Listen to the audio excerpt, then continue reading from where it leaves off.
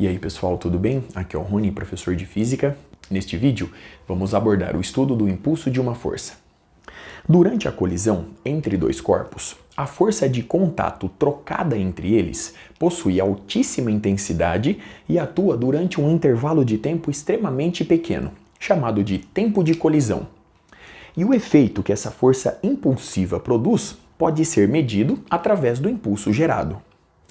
Para definirmos melhor, portanto, essa grandeza física, vamos considerar a colisão entre duas esferas de massas m1 e m2.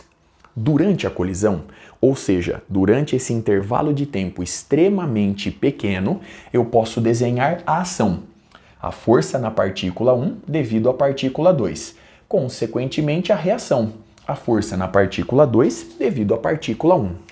Logo, eu posso escrever que a força na partícula 1 devido à partícula 2 é igual à taxa de variação do momento linear da partícula 1 em relação ao tempo t. Consequentemente, a força na partícula 2 devido à partícula 1 é igual à taxa de variação do momento linear da partícula 2 em relação ao tempo t. De forma que nós temos que F12 é igual a menos F21. Muito bem? Lembre-se que essas forças são forças de contato e, portanto, obedecem à terceira lei de Newton. Bom, a partir dessa expressão, eu posso escrever que dP1 é igual à força F12 dt. Da mesma forma, eu posso escrever na igualdade abaixo que dP2 é igual a F21 dt. Portanto, de forma geral, eu posso escrever que... Então, vamos colocar a expressão geral aqui na frente. De forma geral, eu posso escrever que dP, a variação infinitesimal do momento linear, é igual à força em questão vezes o intervalo de tempo dt. A partir de agora, eu vou integrar ambos os membros dessa igualdade. Com isso, a gente obtém a seguinte expressão.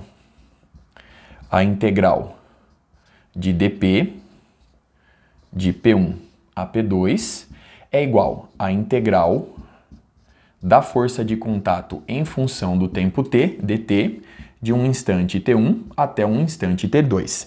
Lembrando que ΔT, dado por t2 menos t1, é extremamente pequeno. Muito bem? Sendo assim, pelo teorema fundamental do cálculo, do lado esquerdo, nós vamos obter simplesmente ΔP, muito bem, dado por P2 menos P1, e isso é igual à integral de T1 a T2 da força de contato F em função do tempo t, dt. Muito bem? Perceba que essa igualdade é válida para as duas expressões mencionadas acima. Sendo assim, eu posso definir a integral que aparece do lado direito como o impulso promovido pela força de contato em questão.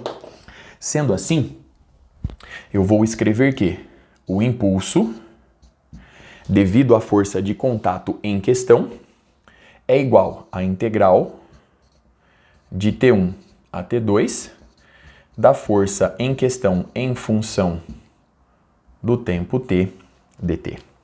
Muito bem? Logo, eu posso escrever ainda que, vamos colocar aqui a notação vetorial, o impulso é uma grandeza física vetorial, assim como o momento linear.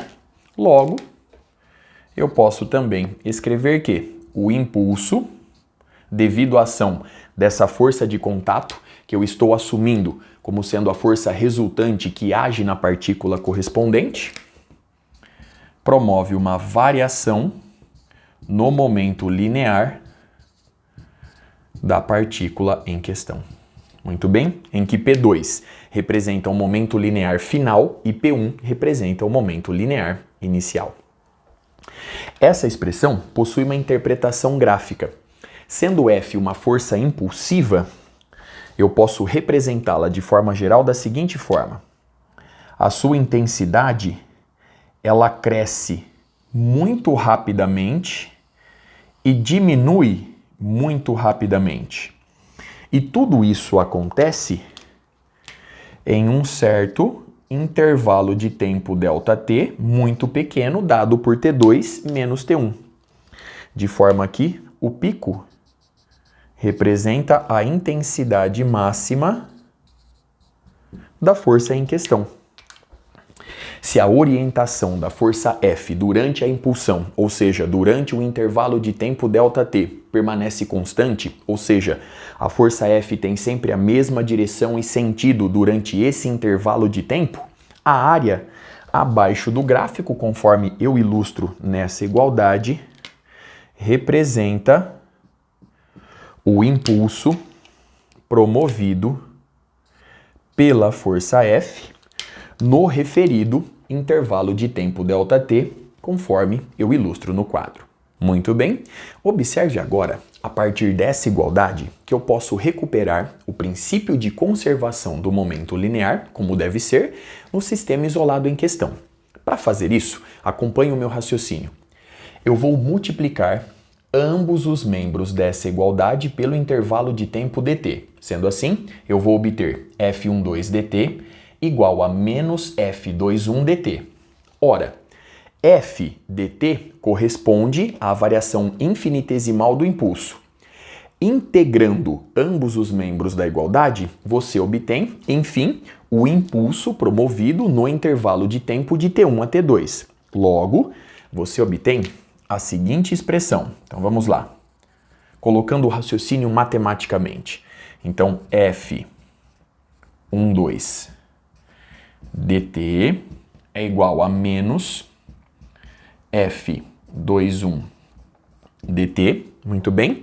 Integrando do lado esquerdo e do lado direito de T1 a T2, você obtém consequentemente que o impulso na partícula 1 devido à partícula 2 é igual ao negativo do impulso na partícula 2 devido à partícula 1.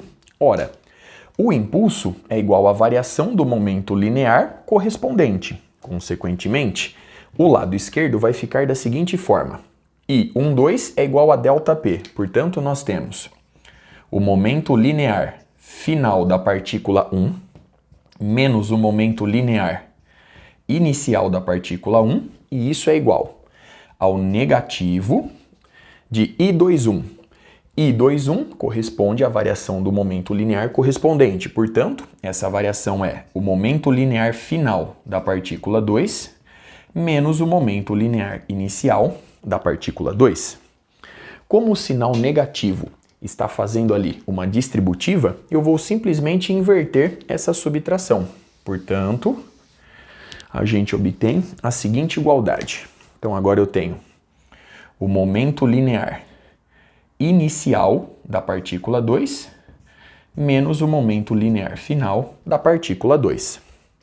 Reorganizando essa igualdade, a gente obtém a seguinte expressão. Perceba o seguinte, ó.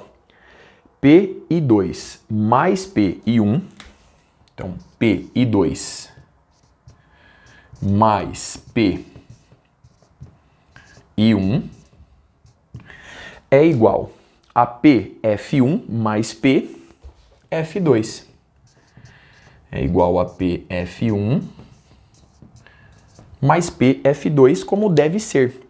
Perceba, conforme era de se esperar, que eu recupero o princípio de conservação do momento linear no sistema isolado em questão. Então vamos reforçar essa expressão. O momento linear inicial do sistema isolado tem que ser igual ao momento linear final do sistema isolado. Muito bem? Observe no quadro a igualdade obtida, o pequeno cálculo realizado. Agora, se nós considerássemos nesse sistema a presença de forças externas, como a força-peso e a força de atrito, ainda assim, esse resultado seria válido com muito boa aproximação, pois a força-peso e a força de atrito possuem intensidades desprezíveis quando comparadas à força de contato. Lembre-se que a força de contato, que atua durante a colisão, durante esse intervalo de tempo extremamente pequeno, possui altíssima intensidade. Logo, se a força-peso e a força de atrito existentes no sistema são desprezíveis em comparação com a força de contato, eu ainda posso aplicar com muito boa aproximação o resultado obtido no quadro, ou seja, o princípio de conservação do momento linear do sistema em questão. Observe no quadro uma última vez as expressões obtidas, toda a análise realizada. Com isso, eu encerro este vídeo. Até a próxima.